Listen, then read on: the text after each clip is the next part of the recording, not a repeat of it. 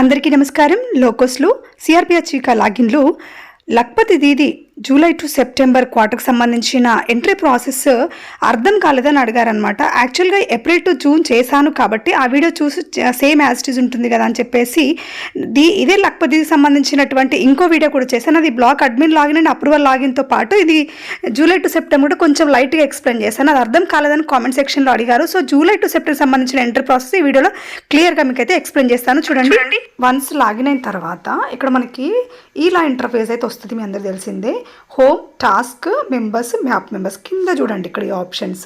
So ఇందులో అయితే జీరోనే ఉందన్నమాట, ఎందుకంటే ఇంతవరకు మ్యాప్ చేయలేదు, ఇప్పుడే మ్యాప్ చేశారు. సో మనకు మ్యాప్ మెంబర్స్ క్లిక్ చేసిన తర్వాత ఇక్కడ మనకి క్వార్టర్స్ ఉంటాయి. April to June, July to September, October, జనవరి.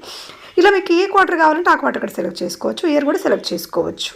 ఇక్కడ మనం 24-25 సంబంధించిన జూలై టు సెప్టెంబర్ సంబంధించినటువంటి ఇన్ఫర్మేషన్ చేయాలి కాబట్టి ఆ క్వార్టర్ సెలెక్ట్ చేసుకోవాలి. కానీ ఇక్కడ నేను ఏం చేస్తున్నా చూడండి, ఒకసారి ఏప్రిల్ టు జూన్ చూసి చూడండి, మనం అన్నీ అప్రూవ్ అయిపోయినాయి, చేసేస్తాం, ఇది కంప్లీట్ అయింది. సో ఇప్పుడు మనం చేసుకోవచ్చు జూలై టు సెప్టెంబర్. ఇక్కడ do the member details exist in the last అంటప్పుడు ఇది నో కొట్టాలి. నో ఎంట్రీ చేస్తేనే మనకి ఇక్కడ ఈ స్క్రీన్ అనేది ఓపెన్ అవుతుంది. జూలై టు సెప్టెంబర్ 24-25 సంబంధించింది.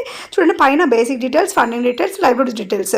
సో ఇందులో మనం బేసిక్ డీటెయిల్స్ అనేది ఎంటర్ చేస్తాం. ఇక్కడ మనకి ఎస్జీ నేమ్, ఆ తర్వాత కోడ్, మెంబర్స్ అనేది ఇక్కడ మనకు ఓపెన్ అవుతారు. ఆ లక్పతి దీదిలో ఎంతమందిని అయితే ఐడెంటిఫికేషన్ చేసినామో ఆ మెంబర్స్ మాత్రమే మనకి ఇక్కడ షోన్ అవుతారు అనమాట. 10 మంది ఉంటే 10 మంది షోన్ అవ్వరు, 3, 4, 2, 3 ఎంతమంది అయితే అంతమంది ఓపెన్ అవుతారు. సో ఇది మనం చేసిన తర్వాత మనం సబ్మిట్ చేస్తాము. ఇది బేసిక్ డీటెయిల్స్, ఇంతవరకు మీకు అంతా తెలిసిందే. నెక్స్ట్ ఐకాన్ వచ్చేసి ఫండింగ్ డీటెయిల్స్. ఫండింగ్ డీటెయిల్స్లో జూలై సెప్టెంబర్ 24-25 తీసుకుంటే క్యాపిటల్ కేటగిరీ ఏంటి, క్యాపిటల్ సోర్స్ ఏంటి, ఇక్కడ మనకు బ్యాంక్ టైప్ ఆఫ్ క్యాపిటల్ ఏంటి, capital source type of amount ఎంత. సో మనం ఈ డీటెయిల్స్ ఇచ్చేసిన తర్వాత సబ్మిట్ చేయాలి. సబ్మిట్ చేసిన తర్వాత మనకి ఒకవేళ మీకు ఇంకేదైనా ఫండింగ్ వచ్చి ఉంటే కనుక యాడ్ మోర్ తీసుకోండి, లేదంటే మీరు సబ్మిట్ ఎంటర్ చేయొచ్చు. వన్స్ మనం సబ్మిట్ చేసినాక మనం డేటా ఎంటర్ చేసింది ఇక్కడ మనకి కింద వచ్చేస్తుంది. మీకు ఇంకేదైనా లోన్ వస్తే యాడ్ మోర్ తీసుకోండి, లేదంటే కనుక సేవ్ అండ్ కంటిన్యూ అనండి. కానీ ఇక్కడ వీళ్ళు ఏం చెప్తున్నారంటే 75,000 కాదు, వాళ్ళు ఈ మధ్యలో అవుట్ స్టాండింగ్ ఉంది 25,000 అని చెప్తున్నారు. సో అది నేను ఎడిట్ చేస్తున్నాను, 75 తీసేసి 25,000 ఎంటర్ చేస్తున్నాను అనమాట. ఆ బ్యాలెన్స్ అంతే ఉంది కాబట్టి. సో అది ఇచ్చేసి అప్డేట్ అన్నాను. అప్డేట్ అని చెప్పి సేవ్ అండ్ కంటిన్యూ అంటున్నాను. సో అది మనం అలా అనగానే అది సేవ్ అయిపోద్ది అనమాట. కింద చూడండి ఆల్రెడీ వచ్చేసింది, అప్డేట్ అయిపోయింది. సో సేవ్ అండ్ కంటిన్యూ తర్వాత ఈ ఫండింగ్ డీటెయిల్స్ సంబంధించిన ఇన్ఫర్మేషన్ అంతా కూడా అయిపోయింది అనమాట. సో ఇప్పుడు మనం ఏం చేస్తాము అంటే నెక్స్ట్ వచ్చేసి లైవ్లీహుడ్ డీటెయిల్స్ తీసుకుంటాము. ఇది కంప్లీట్ అయిపోయింది కదా. సో దీంట్లో ఫామ్ ఉంటుంది, నాన్ ఫామ్ ఉంటుంది, అదర్ ఉంటుంది. ఫామ్లో అగ్రికల్చర్ బేస్డ్ ఉంటాయి, నాన్ ఫామ్లో ఎంటర్ప్రైజ్ సంబంధించినవి ఉంటాయి. అదర్లో తీసుకుంటే కనుక మీకు ఎన్ఆర్ఈజెస్ వర్క్స్ కానీ లేదంటే పెన్షన్స్ కానీ మనం ఇక్కడ చేయాల్సి ఉంటుంది. సో వీళ్ళు క్రాప్ బేస్డ్ కాబట్టి క్రాప్ బేస్డ్ అయితే క్లిక్ చేశాను.